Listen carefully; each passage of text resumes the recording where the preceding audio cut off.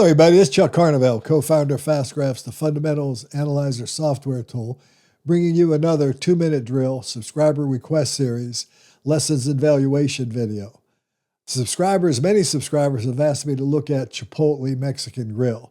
So in today's 2-minute drill, we're going to take a look at that company, and there's going to be some important lessons in how you analyze a stock that I think you will find very, very fascinating and very, very important to keep you from making bad mistakes. So let's go ahead and get into the fast graph on Chipotle. Now, I want to make a couple of points here. The company has always commanded a historical premium. It's had a very good record of growth, but there have been down years. And when you're looking at high valuations during these down year periods, you can see a period of time where you could lose a lot of money over, in this case, over a 3-year period of time frame. So you got to be careful. This is purely a growth stock. It doesn't pay a dividend. It has a very, very meager earnings yield of only 2.2%, which I think is another red flag that you should be worried about. That's a very low valuation. It does have moderate debt, and it's a rather large company. Now, the company is unique in many, many ways as a fast food company. They were founded in 1993, and they're headquartered in Newport Beach, California, and they operate the Mexican Grill restaurants that offer a menu featuring basic Mexican food, burritos, burrito bowls, tacos, quesadillas, salads, and so on. And at the end of 2024, they operated over 3,600 restaurants throughout the world in places like Canada, France, Germany, Dubai, and even the United Kingdom. But here's what I want you to get across to you. When I analyze this, the company's earnings growth has been 22%. That's really good, and it's really commanded a very high valuation. So quickly going through some other metrics here, I think one metric that really helps you get an evaluation would be EBITDA. Okay, the company does seem to trade at around 26 times EBITDA historically. That's been the average EBITDA, and it's currently trading at a 30 EBITDA, so that would mean it's a little highly valued. From a sales perspective, the company has had a very consistent 16 to 17% sales growth, but for the last 3 or 4 years, it's been selling at a very high valuation. And that can really be problematic. But I also want to make another point.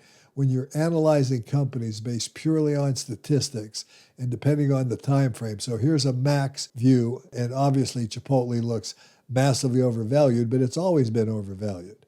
Technically, it's undervalued based on how the market has notoriously valued it, but a 52 multiple is the normal valuation over this period of time. And to me, that's just a ridiculously high valuation. But let's do something interesting here. Let's drop it down to an 11-year graph. And all of a sudden, we now have earnings growth popping up to 46, almost 47%. And the stock looks inexpensive on this basis if you're using the P = growth rate formula that Peter Lynch made valuable. But here's the rub. When you're looking at statistics, the old saying that statistics don't lie, but statisticians are damn liars. What's happening, what created this 46% growth rate is 1 year where the company's earnings grew from 2016 to 17 by over 412%. If I add 1 more year to that, all of a sudden now we've got a 15% growth rate. I take it down to a 10-year and we've got a 29% growth rate, but we still have a pretty powerful period of time here. That's why when I look at forecasting, it's forecast to continue growing at 17%, which is historically normal. But if I look at it from a standpoint of the normal multiple the market puts on it, it would look like it's undervalued here. But if you consider a 58 multiple a normal valuation that you're willing to pay. But my point of this whole discussion is that when you're analyzing things, even though statistics don't lie, you got to know what the statistics are and how they're made up. This is a 15 to 20% grower in my book. And if I look at the forecasting calculators here, and I look at historical compounded growth, okay, I've got this drop down here. I can look at growth for all these different periods, and you get, I'm going to say 15 to 20% range is about what this company's achieved. But every now and then, you'll spike up to this massive growth rate. And that was strictly a function of a couple of anomalous years that were thrown in there. And that's what I want you to be careful of when you're evaluating a stock. I will say this, if I go to fiscal fitness, which I like to do, and look at the company return on invested capital is growing, let's shorten it to about an 8-year graph here. If I look at return on equity has been increasing. If I look at return on assets have been increasing. And if I look at margins and look at both gross margins, operating margin, and even net margins, they're producing not only good margins, but growing margins. So this is an interesting company. I personally think it's too expensive for me to attract me.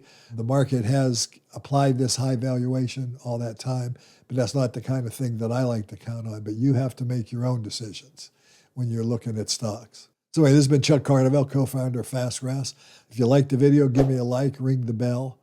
Join the YouTube channel and take a look at looking at FastGraphs, because it can really help you analyze stocks beyond just looking at rank numbers. You can also evaluate how and why the numbers have been produced and where they came from. Thanks for watching.